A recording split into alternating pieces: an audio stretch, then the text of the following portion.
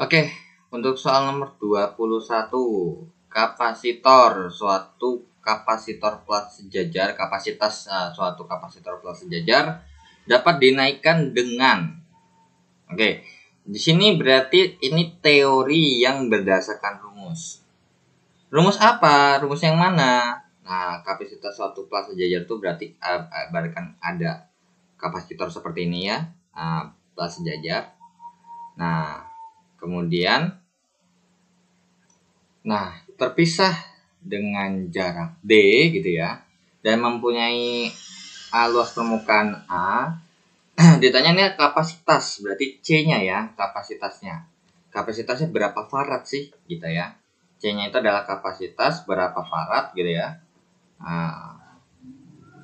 Nah, di mana untuk untuk ini pakai rumus yang adalah C sama dengan epsilon 0 dikalikan dengan K dikalikan A per D. Nah, di mana untuk tapi rumus intinya seperti ini. Tapi ini asalnya nggak begini ya. Jadi ini kalau misalnya untuk C yang seperti ini itu kalau misalnya di bagian tengahnya ini ada suatu plat gitu ya. Ada suatu plat lagi yang namanya bahan dielektrik gitu ya. Oke. Nah, bahan dielektrik set. Nah, kurang lebih seperti itu. Jadi dia punya konstanta K, dan dimana untuk sebelah kiri sama sebelah kanan ini punya muatan ya. Ini plus, ini plus, ini plus, ini plus, ini plus, ini plus, dan ini min, ini min, ini min, ini min, ini min, ini min, ini min, ini min. Nah, sehingga kan kita tahu bahwa ini kan pasti nanti akan ada mengalir ya sebuah muatan gitu ya, muatan elektron dari potensial tinggi. Nah, ini punya potensial nih. Ini punya potensial sama-sama besarnya V. Oke. Kemudian pasti akan mengalir sebuah elektron atau arus listrik gitu ya kurang lebih. Nah, cuman karena berhubung kapasitor itu adalah muatan ya. Karena kapasitor itu ada voltase, ada Q saja. Nah, untuk besar yang kayak gini itu untuk yang C sama dengan K dikali epsilon 0 untuk ini. Nah, kalau misalnya gambarnya polos aja, tengahnya nggak ada apa-apa. Oke, kita gambar seperti ini lagi ulang. Cuman dalamnya nggak ada, atau di bagian dalamnya ini tidak tidak ada bahan dielektrik, maka sebenarnya rumus dasar itu seperti ini. Epsilon 0 dikalikan dengan A per D. Gitu ya. Adalah untuk kapasitas kapasitor. Jadi emang ada dua rumus. Nah, sebenarnya kalau untuk yang di sebelah kiri itu kenapa kok ada K-nya? Karena untuk memperbesar nilainya saja. Ya, jadi karena berhubung untuk memperbesar nilai, ya udah berarti dipakailah sebuah bahan dielektrik gitu ya. Nah, kemudian berarti di sini karena cuman teori yang berdasarkan rumus, berdasarkan dari dua rumus ini, maka dapat dikatakan ya kesimpulannya adalah C itu sebanding dengan, karena untuk epsilon 0 itu adalah permeabilitas ruang hampa ya, atau permeabilitas bahan yang besarnya kurang lebih 4pi kali 10 pangkat sekian atau kurang lebih. Itu adalah sebuah konstanta, so kita nggak usah bandingkan. Berarti di sini C itu sebanding dengan K, kemudian C itu juga sebanding dengan yang namanya A, dan C itu sebanding dengan yang namanya super D. So, ketika kita mau up ini, maka ini harus di up. Ketika kita mau up, ini juga atau gini aja deh. Ini kita dijadiin satu aja ya. Kita jadiin satu aja. Tapi nggak bisa, takutnya nanti salah persepsi ya. Takutnya mendingan gini kan, karena kita yang mau hubungin adalah C aja. Nah, berarti ketika C-nya up, berarti A-nya juga di up. Nah, di sini kalau C-nya di up, maka D-nya di down. Gitu ya. Nah, begitu juga sama kalau misalnya di sini kita mau ngedownkan sesuatu C ini di sini, maka K-nya akan turun nilainya. Harus diturunkan. Nah, di sini A-nya harus diturunin. Sedangkan kalau untuk D nilainya harus dinaikkan. Ya udah, berarti kapasitas suatu kapasitor pada plat sejajar dapat dinaikkan dengan cara menaikkan jumlah muatan. Tidak ada hubungannya ya. Oke. Menaikkan jumlah muatan salah karena nggak ada hubungannya. Ini juga salah karena nggak ada hubungannya. menaikkan jarak antar part alias memperbesar D-nya. Salah. Karena ketika kita mau menaikkan maka dia harus turun alias menurunkan. Ya udah, jawabannya adalah yang D. Menurunkan luas plat salah, ya. Jadi jawabannya untuk nomor 21 yang D. Nah, untuk keterangannya saya bakal tulis dulu ya. Untuk keterangannya C itu adalah kapasitor ya, dengan satuan farad. Kemudian epsilon itu adalah permeabilitas ya, permeabilitas kalau nggak salah.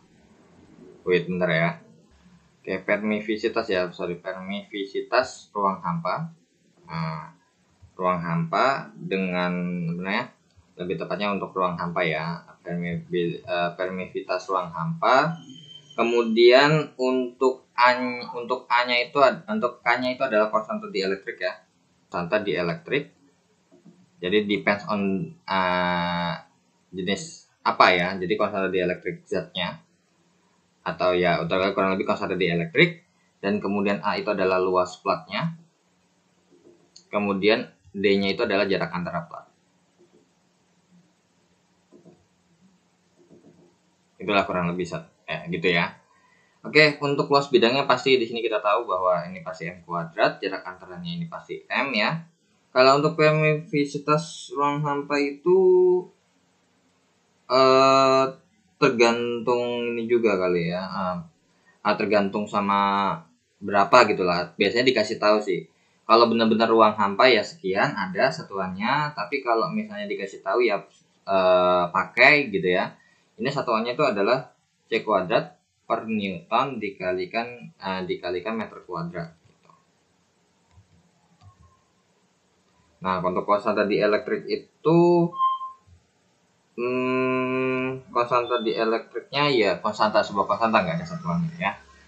Jadi guna konstanta dielektrik ini adalah memperbesar kapasitas kapasitor. Itulah intinya ya. Dimana kapasitas untuk dielektrik ini adalah sebuah isolator ya. Ini bersifat isolator. Nah, kalau kalian mau tahu lebih rinci untuk mengenai teori-teorinya, kalian bisa search Google atau segala macam ya. Banyak kok sumber yang bisa dibaca ya. Oke, next kita lanjut ke soal nomor 22. Oke, ini soal nomor 22-nya, sebuah loop kawat berbentuk persegi 4 dengan panjang sisi 0,3 meter. Oke, berarti loopnya kita bisa bilang seperti ini ya. Set. Nah, gitu loopnya. Dengan panjang 0,3 meter. Ini adalah S-nya. Kemudian ditembus tegak lurus oleh bidan magnetik luar 0,3 T.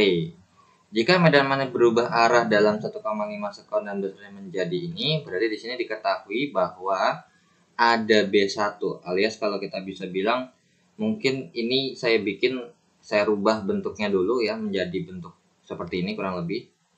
Nah, ya kita anggap aja sebuah kawat ya, namanya kawat kan tipis banget gitu ya. Jadi ada yang masuk sebesar B1 sama dengan 0,3 Tesla, kemudian berubah menjadi 0,2 Tesla selang waktu delta T-nya 1,5 sekon. Yang ditanya adalah besar GGL induksi atau EGGL berapa sih? Nah, ingat, karena di sini ada terjadi perubahan medan magnet, maka di sini dengan selang waktu tertentu, maka di sini kita bisa hubungkan dengan perubahan flux magnet, gitu ya. Flux magnet. Nah, berarti di rumus yang kita bisa pakai, kita jawab adalah EGGL itu sama dengan min N delta flux per delta T.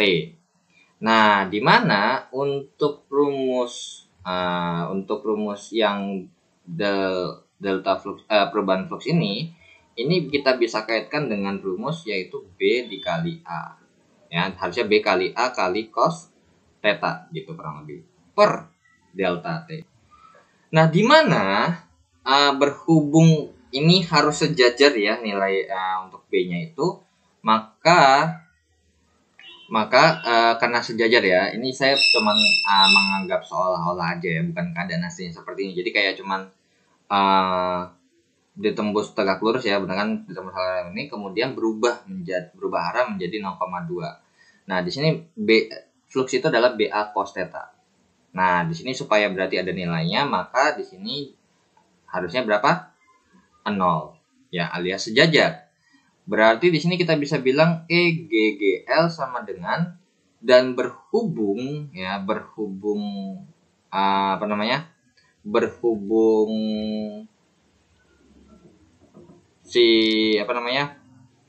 si A-nya itu nggak berubah, yang berubah cuma perubahan fluxnya aja, maka bisa kita turunkan menjadi rumus min N A delta B per delta T.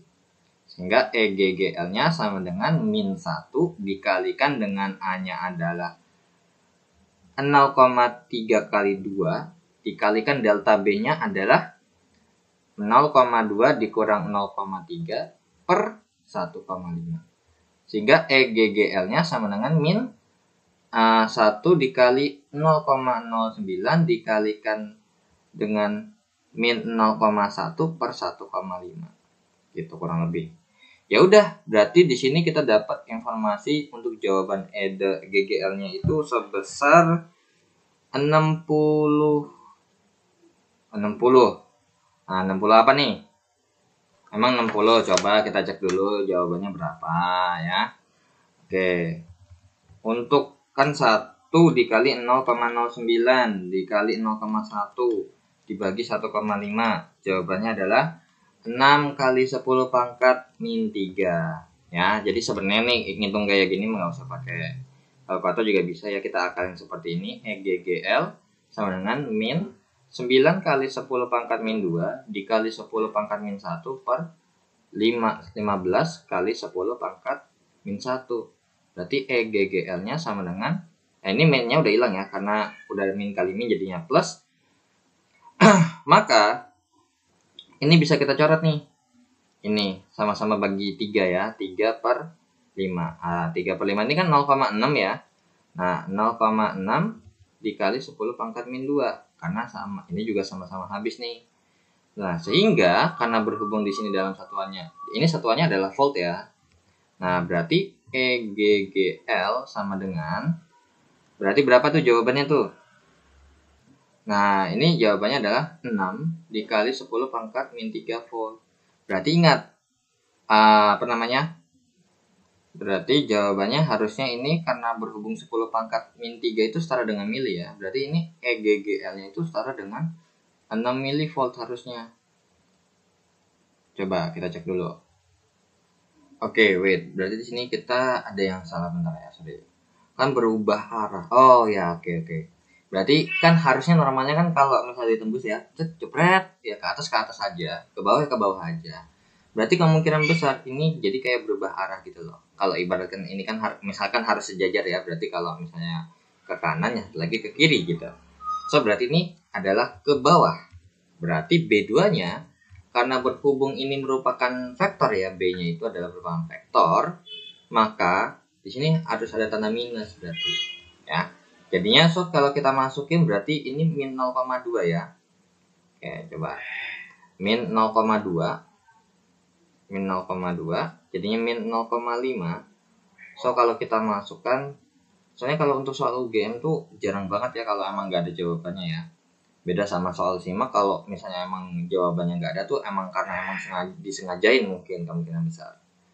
Ini jadinya 9 dikali 10 pangkat min 9 min 2 dikali 5 kali 10 pangkat min 1 per 15 dikali 10 pangkat min 1. Sehingga di ini kita bisa coret, cepret. Terus ini coret 1, ini coret 3. Berarti ini sama dengan seperti 3 dikali 10 pangkat min 2. Ya. 3 kali 10 pangkat min 2 volt alias berarti berarti 30 kali 10 pangkat min 3 volt alias berarti jadinya 30 milivolt. So, jawabannya ada ternyata ya. Oke, jadi lain kali be careful ya, baca soalnya. Kayak tadi saya nggak lihat berubah arahnya, saya bilang berubah menjadi 0,2 kan. Kalau soal biasa kan nggak berubah arah ya, melainkan arahnya sama tapi besarnya aja yang berubah. Atau berarti ini karena ada berhubung ada arah, ya berarti arahnya ini dipedulikan, makanya ada plus ada minus. Ya. Oke, next kita lanjut ya ke soal nomor 23. Oke, ini untuk soal nomor 23. Sebuah kapal bermuatan bersandar di pelabuhan yang air lautnya tenang, tidak ada ombak. Ketika kapal dalam keadaan kosong tanpa muatan barang, akibat naik turunnya seorang pelasi dari kapal akan terayun-ayun naik turun. Nah, dengan periode T0. Ketika dalam kondisi nggak ada apa-apa segala macam, maka kita anggap aja ya kotak gitu ya, dia masih stabil seperti ini ya. Kondisinya masih stabil seperti ini. Kemudian ketika ada naik doang, ada naik orang misalkan satu ya, jadi naik turunnya orang, anggap aja di sini ada orang gitu ya. Nah, sehingga dia bergerak naik turun gitu. Atau kita bisa bilang si ANM tetap begini ya. Cuman kapalnya bergerak naik turun, sehingga membentuk kurang lebih mungkin jadinya begini gara-gara ada orangnya ya. Ini arah orangnya mau pasti di atas ya gitu kurang lebih. Nah, ada orangnya, kemudian sehingga bergerak atau begini dulu deh. Nah, kurang lebih seperti ini dengan periode yang namanya T0. Kemudian setelah muatan penuh, ya benar-benar rame banget. Nah, dengan permukaan air yang ada di sini ya kan. Terus habis itu banyak banget nih orangnya nih, bla bla bla bla bla bla bla gitu. Sehingga dia naik turun juga, tapi sebesar T1 gitu ya. Nah, rasio massa muatan kapal ketika kapal terhadap massa kapal ketika kosong itu berapa? Nah, ini kan kurang lebih kan jadi kayak pegas gitu ya naik turun ya, gara-gara ditambahin muatan. Naik turun sehingga kita bisa bilang bahwa rumus yang dipakai untuk mencari nilai T-nya itu akan setara dengan namanya T sama dengan 2pi dikali akar M per K. Nah, sehingga karena berhubung di sini membandingkan, nah ingat kalau buat ngerjain perbandingan antara T0 dengan T1 itu untuk masanya gimana? Kalian boleh langsung pakai, berarti ini T0 per T1 sama dengan 2pi kali akar M1 per K1 per 2pi kali M2 per K2. Nah, berhubung karena di sini kita mau nyari M-nya, berarti kita pangkatkan 2 kiri, pangkatkan 2 kanan. Gitu ya. Pangkat 2 kiri, pangkat 2 kanan. Tapi sebelum itu, di sini pasti kita habiskan. Karena kan sama ya. Jadi, kalau kita lanjutin berarti jadi T0 kuadrat per T1 kuadrat sama dengan M1 per K1 dibagi dengan M2 per K2. Oke, berarti ini T0 kuadrat per T1 kuadrat sama dengan M1 per K1 dikalikan dengan M2 dikalikan dengan K2 per M2. Nah, di sini kita anggap sama ya untuk masalahnya, karena kan di sini bukan pegas ya, melainkan ya kayak biasa aja gitu loh. Nah, dimana kan juga walaupun pegas, walaupun misalnya ini kan sama-sama di air laut juga ya. Jadi kalau bahkan kayak konsol pegasnya sama, cuman bebannya aja diganti. Sehingga di sini kita memperoleh berarti M1 per M2 alias yang pertama yang kosong gitu ya. Yang pertama kosong itu ini M0 lah kalau kita bisa bilang M0, ini K0, ini M1, ini K1, ini berarti 1, 1, ini 0, ini 0, ini 0, 0, 1, 1, berarti ini M0 per M1 alias berarti dalam kondisi kosong dengan ada muatan, maka akan sama dengan T0 kuadrat per T1 kuadrat gitu. Coba let's cek dulu bentar ya. Wait. Ini yang ditanya adalah massa muatan kapal terhadap massa kapal terhadap kosong. Oh, ini muatannya ya. Kan kalau misalnya ini kalau yang di awal T0 ini bukan enggak murni kosong ya, alias ada orangnya. Nah, terus kalau misalnya dibandingin dengan yang awal banget massanya itu berapa sih? Ya udah, berarti di sini yang dibandingkan adalah delta M per M0. Gitu ya. Massa kapal dengan massa kapal awal. Oke. Berarti ini dengan M0 berarti delta M itu sama dengan M1 dikurang M0. Jadi muatannya aja ya, yang ditanya adalah muatannya aja. Jadi sehingga kalau misalnya misalkan di sini orang dengan muatan adalah M0 dan kemudian atau biar gampang begini deh, kan ditanya dalam muatan kosong ya kan. Berarti kan kalau misalnya ini M1 ya, ini M1 berarti dari sini ya, kita lanjutkan lagi ke atas ini, berarti M0 per M1 sama dengan T0 kuadrat per gitu ya, T1 kuadrat. Sehingga M0, ini M0 per M1 ini adalah massa orang ditambah massa awalnya ya, benar-benar ditambah massa muatan ya. Nah, kosong di sini bukan berarti nggak ada orang ya. Kosong di sini bukan berarti nggak ada orang, melainkan nggak ada muatan. Jadi benar-benar muatan kosong sama ada muatan. Nah, jadi untuk M1 itu adalah muatan orangnya dengan yang kosong dengan ada orang dengan ditambahkan muatannya itu sendiri. Ya, berarti kita anggap aja M boleh atau M muatan boleh, MM boleh. Sama dengan T0 kuadrat per T1 kuadrat. Sehingga karena di sini kita mau nyari M-nya ini terhadap muatan kapal terhadap ini, berarti kita bisa bikin seperti ini. M0 ditambah MM, kita balik dulu ya.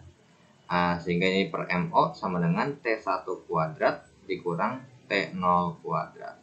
Sehingga di sini kalau kita, ini kan jadinya begini ya.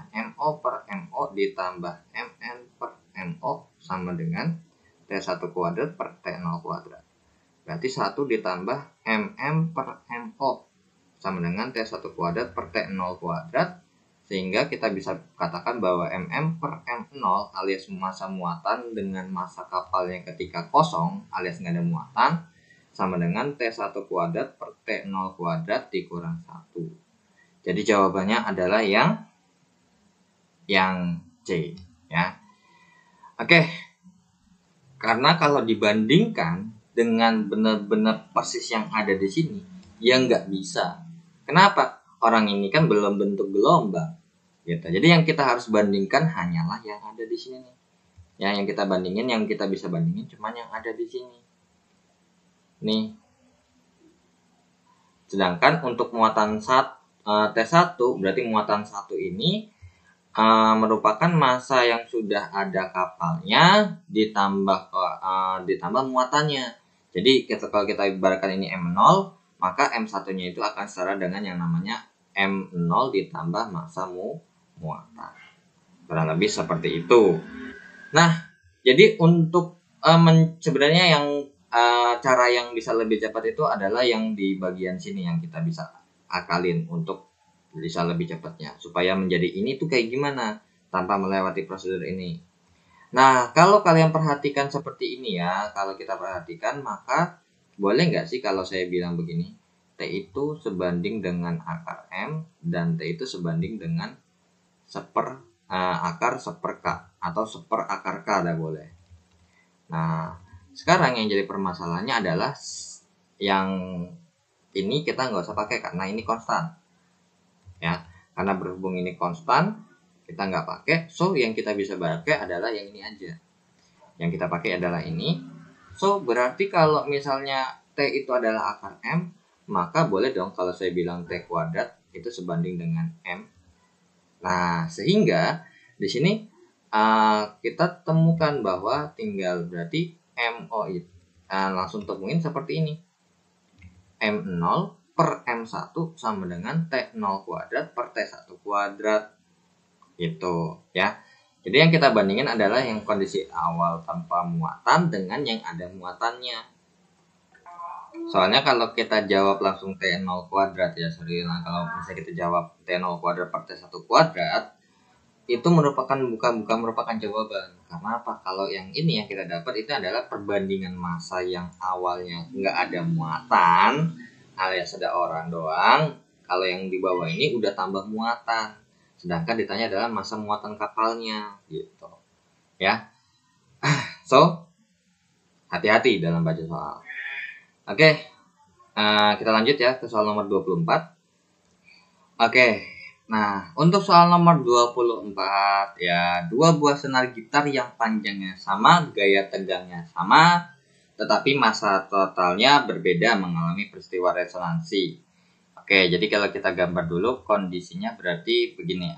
Terus habis itu bila senar pertama bergetar pada nada dasarnya, sedangkan kedua bergetar pada tingkat pertama, berarti kalau kita bisa bilang nada dasar itu adalah membentuk satu simpul ya dari ujungnya. So berarti kalau kita bisa bilang untuk yang pertama ini kurang lebih gambarnya seperti ini.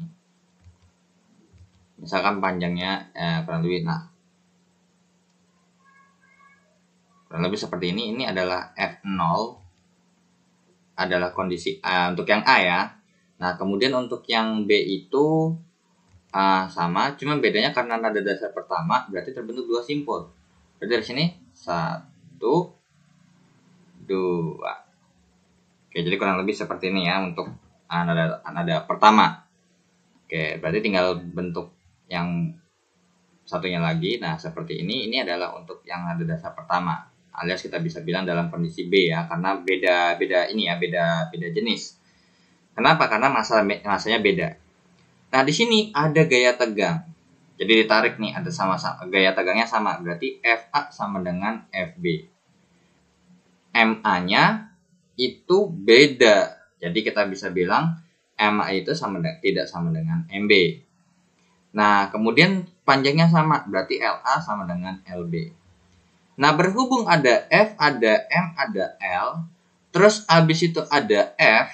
Nah, di sini kalau kita hubungkan berarti kita bisa pakai rumus yang namanya V sama dengan akar F per mu. Dan di mana mu ini adalah massa persatuan panjang. So, kalau kita masukkan ke dalam sini, jadinya berarti V sama dengan akar F kali L per M. So, berarti di sini kan kalau pasti ada frekuensi, kemungkinan besar pasti akan ada yang namanya getaran gitu ya, ada kecepatan juga. Dimana rumus V yang kita pakai itu adalah V sama dengan lambda F. Ya, lambda F. Ya udah, berarti dari sini kita bisa karena berhubung kita mau nyari M, dari rumus ini yang kita pakai ini, maka kita hubungkan dengan berarti V kuadrat sama dengan F kali L per M. So, berarti M itu sama dengan M sama dengan F kali L per V kuadrat. Gitu ya. Nah, sekarang di sini V-nya nih, sekarang kita otak-atik. Jadi kalau di sini karena berhubung, berarti dari rumus yang ini nih, untuk ada hubungannya dengan M, maka kita bisa bilang bahwa M itu sebanding dengan F, M itu sebanding dengan L, dan M itu sebanding dengan 1/V kuadrat. Berhubung ini konstan alias sama ya, kita bisa bilang sama, ini juga sama, maka yang kita bisa bandingkan adalah ini. So, berarti dari sini kita bisa katakan bahwa M1 misalkan dari MA per MB ya, senar pertama dengan senar kedua berarti adalah VB kuadrat per VA kuadrat. Ya udah, tinggal kita cari dulu nih VB sama VA-nya. Nah, V-nya kita pakai rumus yang namanya V sama dengan lambda F. Tapi permasalahannya adalah lambdanya hati-hati ya. Lambda yang kita pakai itu dari sini ke sini dengan dari sini ke sini itu lambdanya beda. Kenapa? Karena kalau kita bisa bilang ini L, ini berapa lambda sih dari sini ke sini? Ini setengah lambda. Setengah lambda itu sama dengan LA. Kalau di sini lambdanya sama dengan LB. Gitu. Jadi kalau ditanya perbandingannya, maka kita bisa bilang bahwa si lambda yang pertama ya, kalau kita bisa bilang ini lambdanya ada untuk lambda yang A ya. Ini adalah lambda yang B. Untuk lambda A di sini adalah 2 kali LA dan lambda yang B di sini adalah LB. So, berarti di sini kalau berdasarkan rumus yang ini juga kita bisa dapat info apa? V sama dengan V sebanding dengan lambda dan V itu sebanding dengan frekuensi. Karena berhubung frekuensinya sama, berarti yang kita bandingkan adalah yang ini. Berarti karena sebanding, berarti VA banding VB. Tapi karena berhubung di sini VB ya. Di sini VB banding VA, maka sama dengan lambda B per lambda A. Ya udah, VB per VA sama dengan lambda B-nya adalah LB dan lambda A-nya adalah 2 kali LB. Coret. Berarti VB per VA itu sama dengan 1/2. Ya udah, dari sini kita bisa lanjutkan, berarti MA per MB sama dengan gitu ya. Per MB sama dengan VB per VA pangkat 2. Berarti MA per MB-nya sama dengan 1/2 pangkat 2. Berarti MA per MB-nya sama dengan 1/4 ya jawabannya. Oke, sorry. 1/4. Jadi jawabannya adalah yang E ya. Berarti jawabannya adalah 1/4. So yang jawab soal di sini salah ya. Jadi kita ngerjainnya selain cara ini ya. Kalau untuk selain cara seperti ini, kita cari dulu M-nya ya. Kalian kalau mau ngerjain secara manual yang dari sini juga nggak apa-apa ya, saya nggak ngelarang. Berarti kan kalau misalnya di sini V sama dengan akar FL per M, berarti tinggal bandingkan F1 banding F2 atau VA banding VB sama dengan akar dari FA kali LA per MA ya, segala macam ya, tinggal kalian lakukan sendiri ya, bisa lah harusnya. Oke ya, kita lanjutin ke soal nomor 25. Oke, untuk soal nomor 25, diketahui bahwa sebuah teleskop memiliki perbesaran 20 kali untuk mata tidak berakomodasi. Oke. Nah, kalau untuk mata tidak berakomodasi artinya berarti kita bisa katakan bahwa Nah, jadi ada syarat tertentu ya untuk mata kalau tidak berakomodasi, bahwa SOK aksen atau jarak bayangan dari lensa okuler itu karena mata tidak berakomodasi, alias kalau misalnya nih, kalau kalian cari gambar pembentukan bayangan, berarti bebas ya. Kalau misalnya untuk kan kayak gini, SOK aksen itu adalah jarak bayangan yang diterima mata kita ke lensa okuler. Nah, di mana karena berhubung tidak berakomodasi, maka nilai SOK aksennya adalah tak hingga. Jadi berapapun jaraknya no problem. Nah, jadi SOK aksennya adalah infinite ya, tak hingga. Kemudian kalau mata tidak berakomodasi, maka FOB itu akan sama dengan FOK. Jadi jarak lensa fokusnya si yang B ya, objektif dengan okuler itu sama. Nah, di mana untuk rumus yang kan karena berhubung yang ditanya adalah panjang fokus lensa objektif dan dikasih tahu panjang teleskopnya adalah 44 cm, maka rumus yang kita bisa pakai untuk mencari nilai D ya, atau hubungan dengan rumus D itu adalah SOB aksen ya, SOB aksen ditambah SOK. Nah, mencari SOB aksen ini untuk semua maupun mata berakomodasi maksimum maupun tidak, SOB aksen itu akan setara dengan FOB. Jadi ini mau maksimum mau enggak, pasti hasilnya akan begini. Jadi ini kayak syarat yang udah harus ya. Oke. Sehingga kalau kita masukkan, nah SOB sama dengan FOB, ya kan? Nah, terus nyari berarti tinggal FOB-nya juga belum ada, ya kan? Segala macam juga belum ada, yang baru ketahuan cuma D-nya 84 cm doang. Sama perbesaran bayangannya adalah 20 kali. Nah, untuk rumus perbesaran bayangan, M itu sama dengan SOB aksen per SOK ya. Ini adalah rumus perbesaran bayangan kalau maupun mata berakomodasi maksimum maupun tidak ya. Jadi rumus bayangan utamanya adalah seperti ini. Nah, cuma tinggal apa yang kita butuhkan, maksimum apa enggak, segala macam apa enggak gitu ya. Nah, berarti karena berhubung SOB aksen itu sama dengan kalau di sini kan kalau kita masukin ke sini berarti bahwa D itu sama dengan FOB ditambah SOK. Nah, SOK-nya belum ada kan? Nanti kita cari.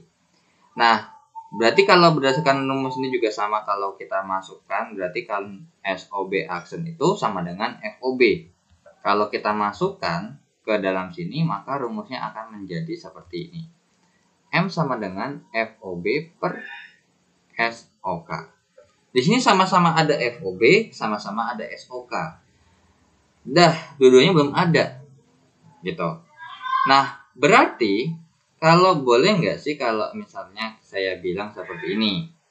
Untuk SOK dulu ya, untuk SOK itu sebenarnya rumus lensa sama cermin itu sama. Yang paling dasar itu adalah 1 per F sama dengan 1 per S ditambah 1 per S aksen, kayak gitu. Cuman mungkin rumus perbesaran bayangannya aja yang beda-beda. Tapi kalau untuk rumus dasar yang ini sama semua. Nah, sekarang kalau misalnya kita ngomongin yang bagian okuler, berarti 1 per FOK sama dengan 1 per SOK ditambah 1 per SOK aksen. Dan dihubungkan, maka SOK aksennya adalah sesuatu yang infinite, berarti 1 per FOK sama dengan 1 per SOK ditambah 1 per infinite. Berarti 1 per FOK sama dengan 1 per SOK. Berarti karena kondisi tidak berakomodasi, dapat kita simpulkan bahwa FOK itu sama dengan SOK. So, dari rumus ini, kita turunkan lagi. Nah, ini rumus turunannya ada lagi. Berarti M sama dengan M FOB per FOK.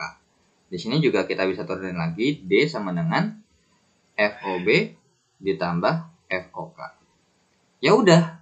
Yang ditanya adalah panjang lensa objektif atau FOB-nya. Ya gampang dong. Ya kan? Di sini udah ada 84. Terus di sini ada 20. Berarti ini tinggal 20 FOB per FOK. Berarti FOK-nya atau FOB-nya sama dengan, kita rubah jadi FOK aja ya. Apa mau FOB bebas. Kalau kita masukkan berarti, biar terserah sih mau dalam bentuk FOK dulu atau dalam FOB langsung bebas, sama aja, no problem. Nah, di sini kalau kita rubah jadi FOK ini kan berarti jadinya FOB per 20. Ya, FOB per 20. Ya udah, tinggal kita masukkan. Berarti FOB ditambah FOB per 20. Berarti ini kan kita kalikan dengan 20. Berarti 84 dikali 20 sama dengan 20 kali FOB ditambah FOB. Berarti 21 kali FOB, ini 84 kali 20. Berarti FOB-nya sama dengan 84 kali 20 per 21. Coret 1, coret 4. Berarti ketemu jawabannya FOB-nya adalah 80 cm. Gitu ya. Jadi rumus-rumus yang sama itu adalah yang ini dan yang ini. Untuk penurunannya nanti tergantung ya. Ini bukan artinya besaran sama ya. Ini bukan besarnya sama ya. Oke, kita dulu. Biar tidak terjadi miskonsepsi. Jadi FOB sama FOK ini artinya F-nya FOB ya, atau saya ganti deh bahasanya, jangan kayak gini. FOB dan FOK itu dempet gitu ya. FOB dan FOK itu berdempet atau berimpit gitu. Jadi kalau misalnya di gambar itu di sini ada OB-nya, di sini ada OK-nya, maka FOB dari sini FOB ini ke sini adalah FOK. Kurang lebih seperti itu ya. Jadi FOB sama FOK-nya itu dempet. Nah, ya udah ya, berarti bisa kejawab, jawabannya adalah yang A ya. Nah, oke, jadi kalau misalnya untuk mata berakomodasi maksimum ya, kalau untuk berakomodasi maksimum itu SOB-nya tak hingga, gitu ya, kalau untuk yang maksimum ya. Kalau untuk yang mata maksimum, maka ada kalau untuk mata berakomodasi maksimum, maka syaratnya adalah SOB-nya itu adalah infinite, ya kan? Kemudian untuk SOK aksennya ini akan setara dengan min dari jarak matanya yang biasa kita pakai. Bisa 25 sampai 30, tergantung sama soalnya. Jadi kalau misalnya ini cuma ya rumusnya tetap yang paling utama yang bisa dipakai dua-duanya itu adalah yang ini sama yang di sini. Gitu ya. Sama ya rumus-rumus seperti inilah. Ini juga sama, ini bisa kepake juga. Jadi kalau misalnya kita masukkan, ya tinggal masukin aja angkanya gitu. Jadi nggak usah kebanyakan ngapain rumus jadi ya. Jadi hafalin syarat-syarat seperti ini ya. Oke, next kita lanjut ke soal nomor 26.